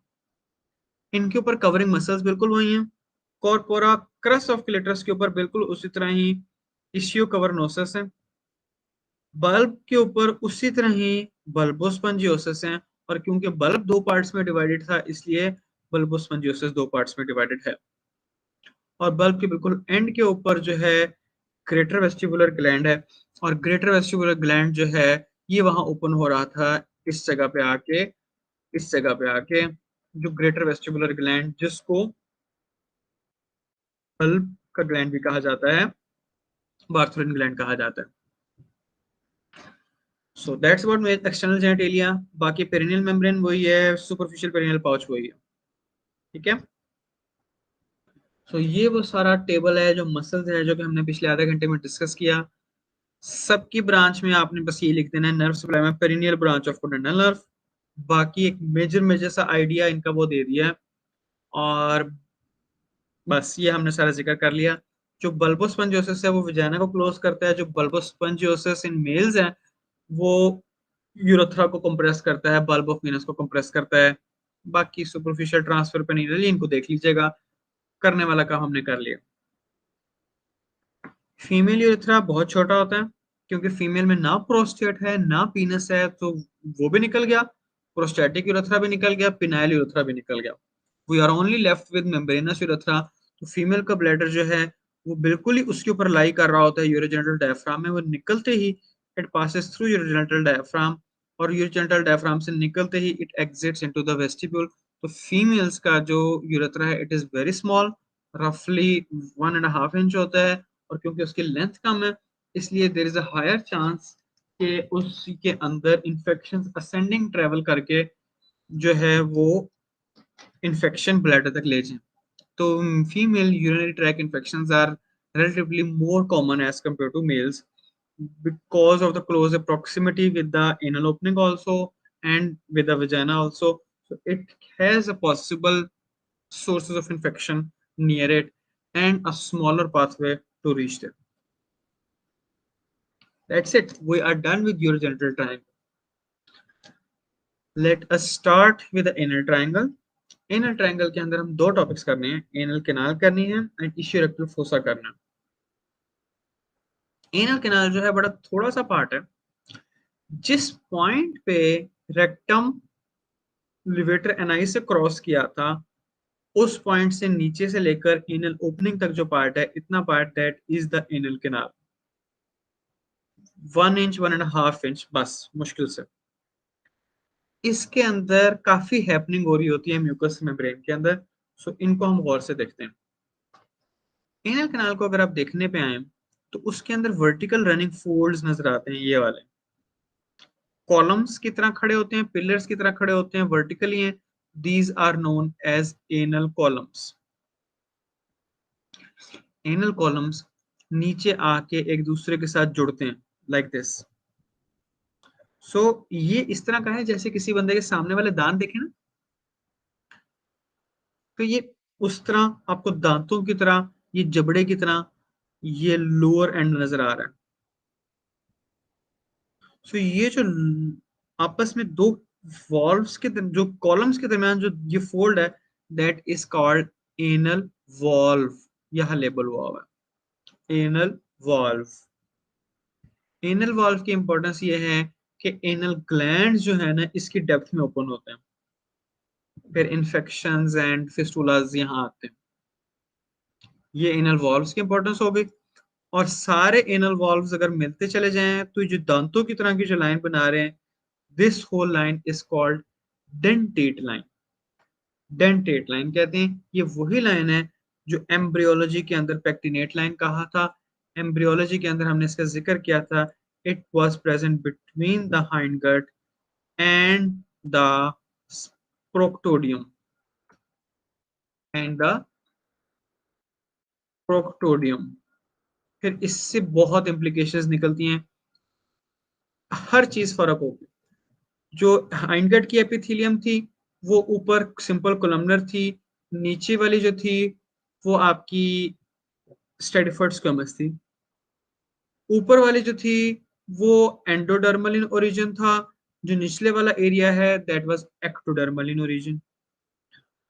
ऊपर वाले की एरिया की सप्लाई हाइंडगट के साथ इंफीरियर मेसेंटेरिक नर्वस प्लेक्सस में था। निचले वाले की सप्लाई बाकी पेरिनियम के साथ पेरिनियल ब्रांच इंटरनल प्रोडेंडल उसके साथ इंफीरियर रेक्टल के साथ होती है ब्रांच ऑफ पेरिनियल नर्व।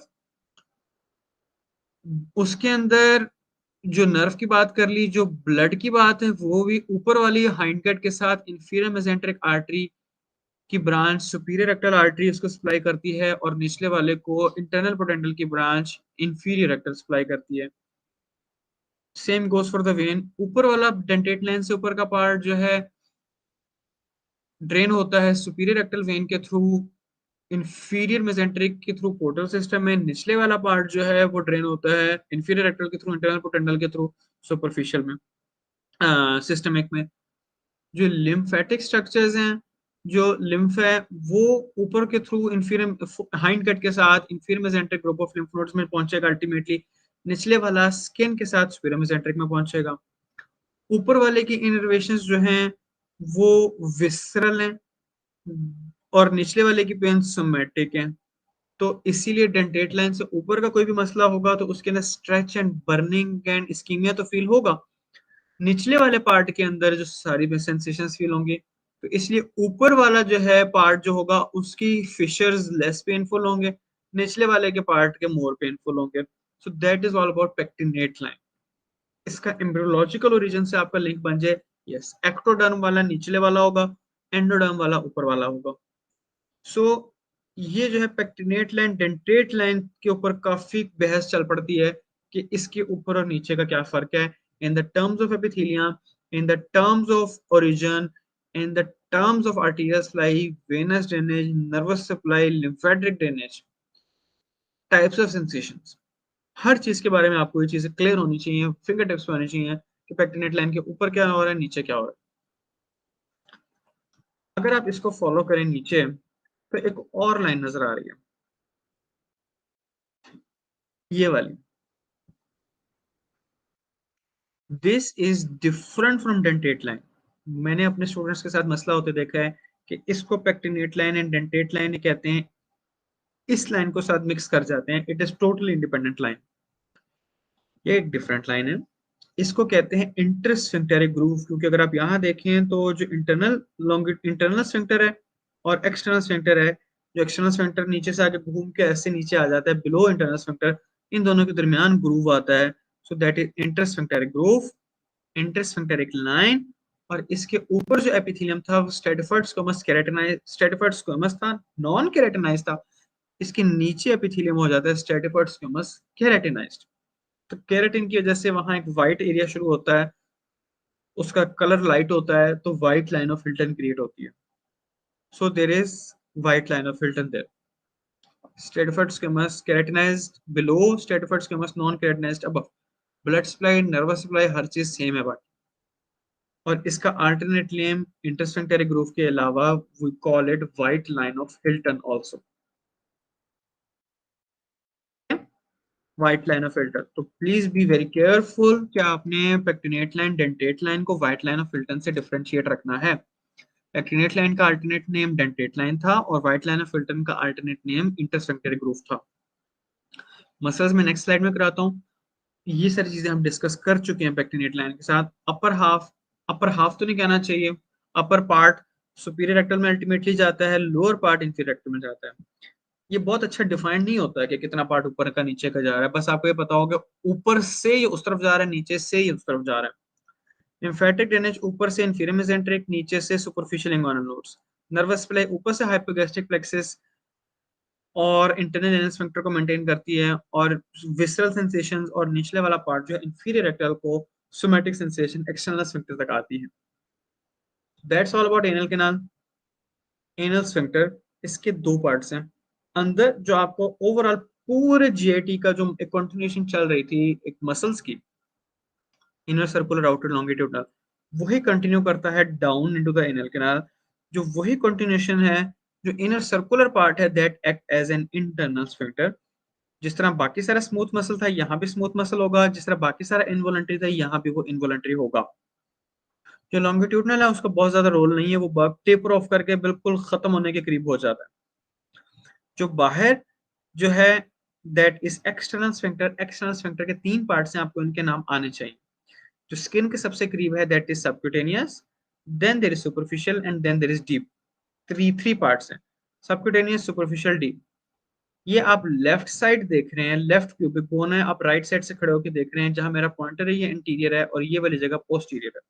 ये कॉक्सिक्स साइड क्यूबिक बोन। तो यहाँ तीन पार्ट्स हैं। जो रिंग ऑफ मसल है सबक्यूटेनियसली, जो मसल है जो कि आगे पेरिनियल बॉडी और पीछे कॉक्सिक्स के साथ अटैच है, दैट इज द सुपरफिशियल। और again there is a ring of muscle that is deep. तो ये जो है एक्सटर्नल स्फिंक्टर के तौर पे काम कर रहा है। स्ट्राइटेड मसल है, वॉलंटरी कंट्रोल के अंदर होते हैं। इंफीरियर रेक्टल नर्व उसमें सप्लाई कर रही होती है। और एक स्लिंग ऑफ मसल ट्यूबर रेक्टालिस, जो कि हमने लिवेटर नाई में पढ़ा था, पेल्विक डायफ्राम में पढ़ा था कि प्यूबिक बोन से शुरू होता है, स्लिंग करके जाता है, रेक्टम एंड एनल कैनाल का जंक्शन क्रिएट करता है, that is also involved in continence maintenance. So ये जो जगह बन रही है that is called anorectal ring. Anorectal ring में कौन से मसल शामिल हो गए? Deep external sphincter, puborectalis muscle, और इंटरनल स्फिंक्टर का पार्ट जो कि इसके ऊपर वाले पार्ट है, जो वो तीनों मिलके इसको एनल रिंग कहते हैं। जब अपर रेक्टल एग्जामिनेशन करते हैं, you can feel the anal anorectal ring, जिसके बाद ऊपर जाए तो वो बेंड आपको फील होता है रेक्टस की तरफ। ये बॉक्स आपने बहुत अच्छी तरह करना है। इन रिव्यूज नेल के अंदर लिखा हुआ है पर रेक्टल एग्जामिनेशन। आप सर्जिकल प्रैक्टिस, गायनकोलॉजिकल प्रैक्टिस के अंदर it's a very common procedure, बहुत इंपॉर्टेंट प्रोसीजर है। तो आप इसमें क्या क्या पेल्पेट करते हैं? मेल्स के अंदर जब आप पेल्पेट करेंगे, यहां तक आपकी फिंगर आमतौर पे पहुंचती है। यहां तक पहुंचेगी तो इस जगह पे रेक्टोविजाइकल पाउच फील होगा। रेक्टोविजाइकल पाउच के अंदर जो है posterior surface of the bladder इसके थ्रू फील होगा। और थोड़ा सा नीचे आएंगे तो यहाँ seminal vesicles and Vasa differentia ductus deference भी फील होगी, एम्पुलरी पार्ट। नीचे की तरफ आते चले जाएंगे तो फिर आपको ये पेल्पेट करने की पोजीशन में आ जाएंगे प्रोस्टेट को। और प्रोस्टेट एंड रेक्टम के दरमियान ये व्हाइट कलर का फेशिया रन कर रहा है, that is recto prostatic fascia, Denonvilliers fascia. और नीचे आते चले जाएंगे, आपको ये फील होगा, that is perineal body and this is the bulb of penis. तो ये जो है आपको एंटीरियरली रिलेशन में फील होती हैं चीजें। Pouch of Douglas and it content, posterior surface of bladder, seminal vesicle and ductus deferens, prostate through Denonvilliers fascia, perineal body and bulb of penis. And of course urogenital diaphragm भी था यहाँ itself. ठीक है। तो यहाँ जो है इसी रिलेशन की वजह से एंटीरियर वॉल जो है प्रोस्टेटिक मसाज में भी रोल प्ले करती है during some clinical examinations and in homosexual experiences. यहाँ प्रोस्टेटिक मसाज, यहाँ प्रोस्टेट क्योंकि इसके थ्रू होता है, दैट्स वाई। बैक रिलेशंस इतने इंपॉर्टेंट नहीं है, साइड रिलेशंस इतने इंपॉर्टेंट नहीं है, आपको एंटीरियर रिलेशंस आपको ऊपर से नीचे तक पता होने चाहिए। फीमेल्स के अंदर जब ऊपर से नीचे की तरफ आए तो ऊपर से जो फील होता है, सबसे पहले ये वाली स्पेस फील होती है, that is the pouch of Douglas recto uterine pouch. Recto uterine pouch के अंदर से through the recto uterine pouch ये फॉर्निक्स और सर्विक्स पेल्पेट हो सकता है। नीचे की तरफ आए तो फिर मिडिल के अंदर आपको यहाँ posterior wall of vagina feel होता है एंड यहाँ आके यूरोजेनिटल डायफ्राम फील होता है। और नीचे आए तो perineal body and lower part of vagina below the perineal body, थोड़ा सा जो पार्ट भी है वो फील हो जाता है। सो कोई फिस्टुला वगैरह देखने के लिए, कोई स्ट्रक्चर देखने के लिए पैल्पेट यहाँ से किया जा सकता है। That's the relations of the पर रेक्टल एग्जामिनेशन के अंदर आपको एंटीरियरली क्या नजर आता है, पोस्टीरियरली दोनों मेल्स एंड फीमेल्स के अंदर हमने कल देखा था रेक्टम के बैक पे सैक्रम एंड सैक्रम के आगे पड़ा वाला sympathetic chain and arteries median sacral ही पड़ी होती हैं, साइडों पे लिवेटर नहीं होता। So in adult male on parectal examination, the following structures can be felt anteriorly except. So इसमें क्या आंसर आएगा?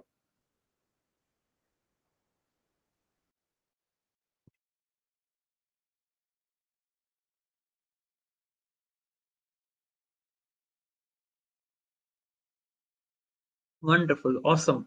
Internal ileal lymphoids नहीं palpate होंगी. A patient presented with pain and defecation after severe constipation. The pain in constipation it is due to ज्यादा pen किस में feel होती है, कौन से वाले पार्ट में फील होती है, ऊपर वाले निचले वाले में, और फिर उसकी नर्व कौन सी होगी?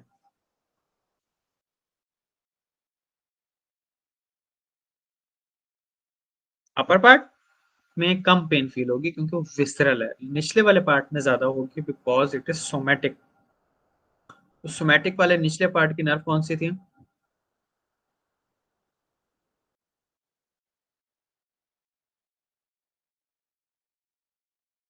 फुडेंटल नर्व, गुड, ग्रेट। अब यहाँ इस क्वेश्चन में वही आंसर क्वेश्चन है, उसमें दो करेक्ट आंसर्स हैं, फुडेंटल नर्व भी करेक्ट है, इंफीरियर रेक्टल भी करेक्ट है, तो आप किसको पिक करेंगे?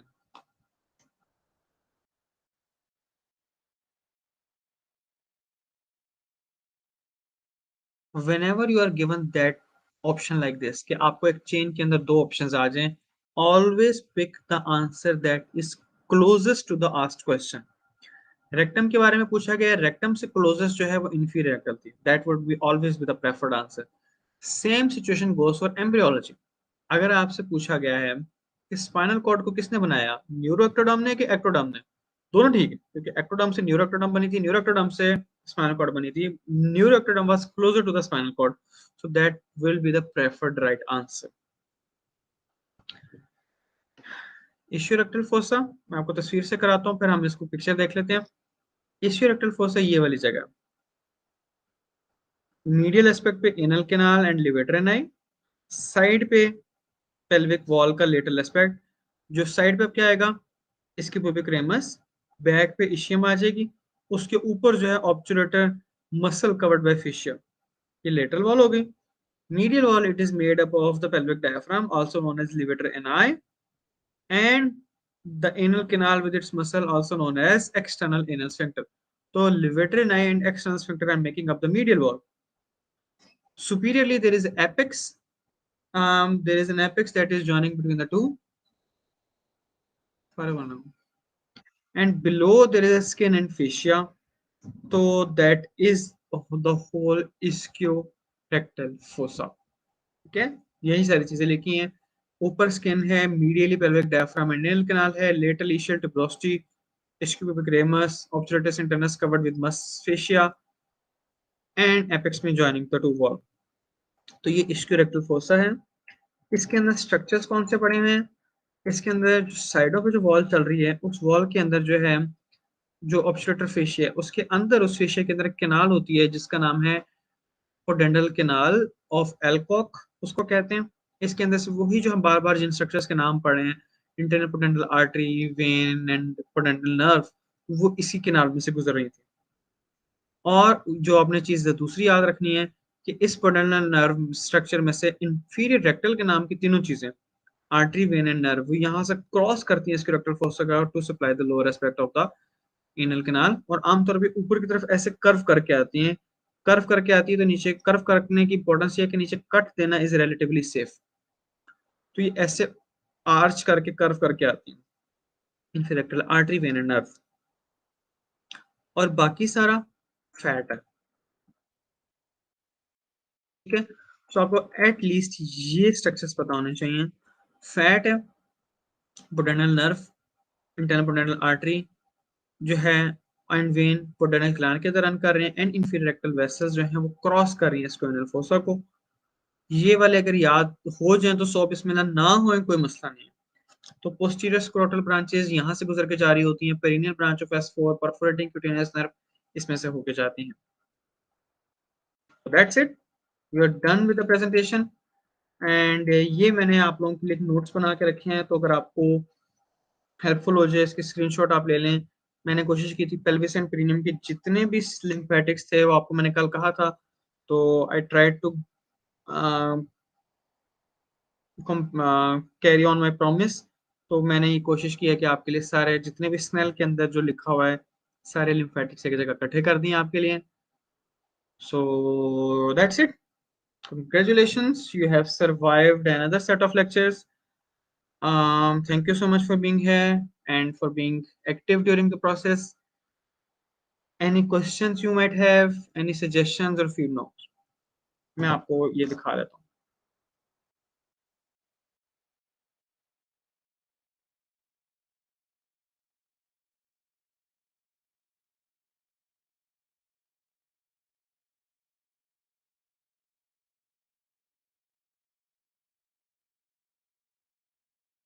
ये है सुपरफिशियल ग्रुप। तो जो लोअर लिम्ब इंशाल्लाह हम अपने नेक्स्ट 2 लेक्चर्स के अंदर, मेरे आखिरी 2 लेक्चर्स रह गए हैं आप लोगों के साथ, तो इंशाल्लाह अच्छा रहा होगा आपका साथ। तो लोअर लिम्ब के जो हम मसल्स पढ़ते हैं ना, उनमें से ये 2 मसल्स इंपॉर्टेंट हैं। लिम्फेटिक्स नोड्स पढ़ते हैं, उनमें से जो यहाँ नोड्स होते हैं ये होते हैं, these are vertical group of inguinal lymph nodes, these are horizontal group of inguinal lymph nodes। जो हॉरिजॉन्टल ग्रुप है उसमें से एक मीडियल ग्रुप होता है, एक लेटरल ग्रुप होता है। लेटरल ग्रुप जो है वो सारा वॉल से ले रहा है, बटक से, वॉल से सप्लाई ले रहा होता है। जो मीडियल ग्रुप जो है वो मीडियल एस्पेक्ट ऑफ वॉल से, एक्सटर्नल जेनिटेलिया से, इनल ओपनिंग से, इन case of females vaginal opening से लिम्फेटिक्स यहाँ आ रही होती हैं। तो ये वाले नाम आपने बार बार पढ़े थे कि कल हमने जब वो स्ट्रक्चर्स पढ़े थे राउंड लिगामेंट का, तब भी इनका जिक्र आया था कि medial group of horizontal lymph nodes, medial of the horizontal group of lymph nodes, जिनको इन्होंने हॉरिजॉन्टल को देखें सुप्रोमीडियल सुप्रोलेटरल कहा हुआ है, तो इनको मीडियल एंड लेटरल भी कह देते हैं। सो ये वो वाले नोड्स थे। तो ये बार बार आपको पेल्विस पेरिनियम के अंदर इनको बार बार नाम आएगा, क्योंकि जितनी भी चीजें स्किन के करीब हैं दे गो देयर।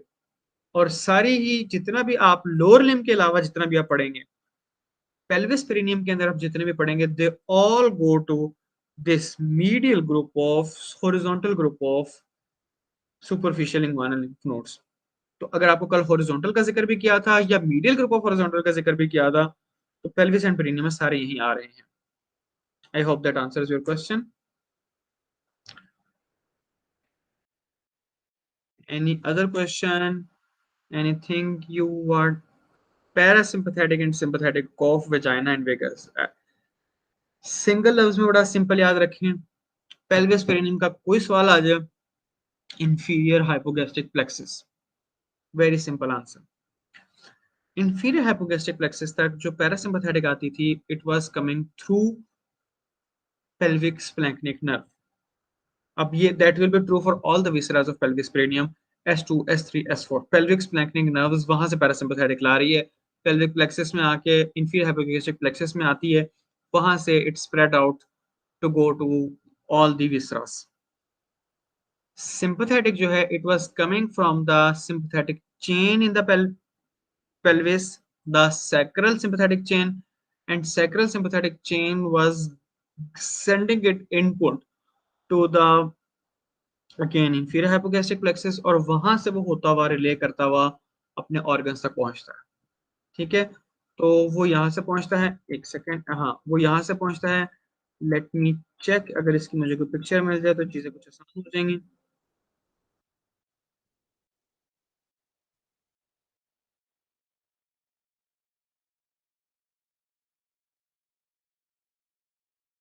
इसकी मेरा नहीं ख्याल को बहुत सिंपल पिक्चर मिलेगी। ये स्नेल, ये नेटवर्क खोली हुई है मैंने। Autonomic nervous system is always a tricky business. तो नहीं, यहाँ नहीं है, तो यही सबसे क्लीन पिक्चर मिल रही है। तो ये देखिए, यहाँ जहाँ मेरा कर्सर रन कर रहा है पेल्विक स्प्लैंक्निक नर्व्स हैं, S2 S3 S4 से निकली हैं, they become a part of inferior hypogastric plexus.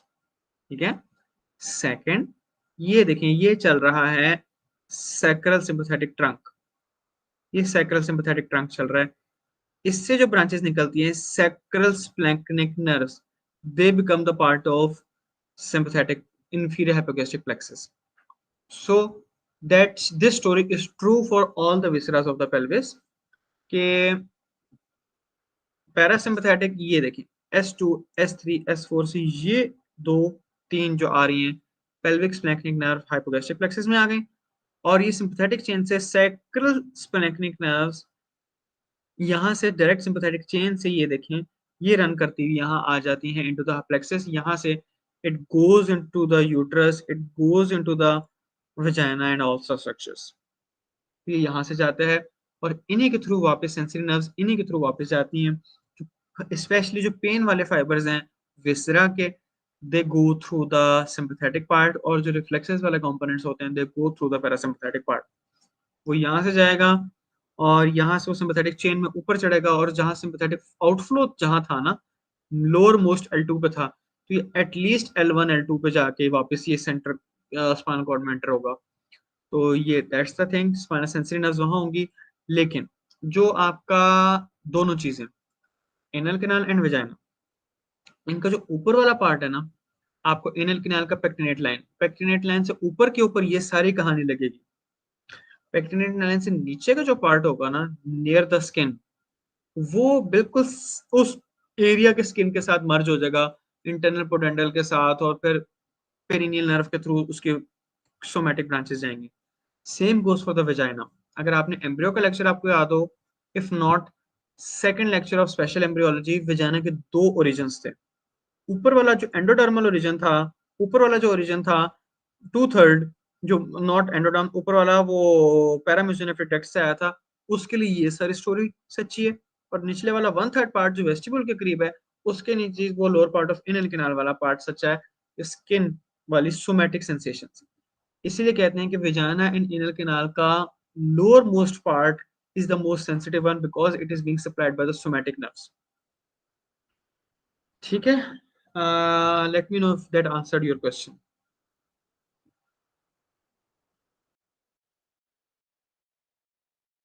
Thank you. Any other questions you might have? Any questions that you want to ask? Any suggestion you want to give?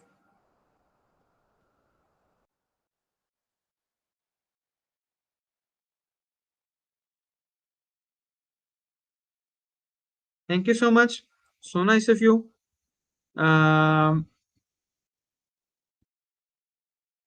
Sure. Please do message on our groups. Inshallah. See you next lecture. Till then, good night. Good luck. Allah Hafiz.